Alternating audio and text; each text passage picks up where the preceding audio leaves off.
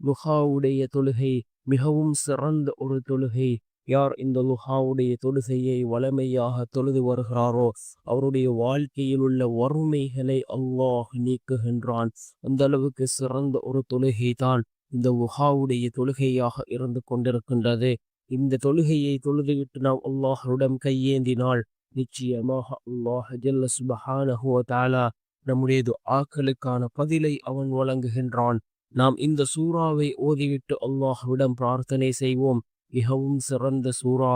ரசூலுல்லாஹி ஸல்லல்லாஹு அலைஹி வஸல்லம் அவர்கள் கூறினார்கள், எவ்வாறு ஒவ்வொரு உயிரினங்களுக்கும் ஒரு இதயம் இருக்கின்றதோ அதே போன்று குர்ஆனினுடைய இதயம் சூரத்துல் யாசீன் என்று கூறினார்கள் அருமை நாயகம் ஸல்லல்லாஹு அலைஹி வஸல்லம் அவர்கள்.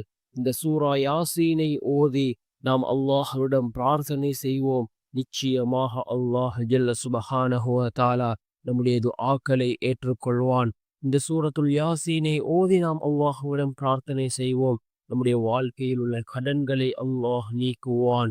பரக்கத்தை அதிகப்படுத்தி தருவான். செல்வ செழிப்பை அல்லாஹ் ஏற்படுத்தி தருவான். நம்முடைய துஆக்கள் கபூலாக வேண்டுமா? இதனை ஓதி நாம் அல்லாஹ்விடம் பிரார்த்தனை செய்வோம்.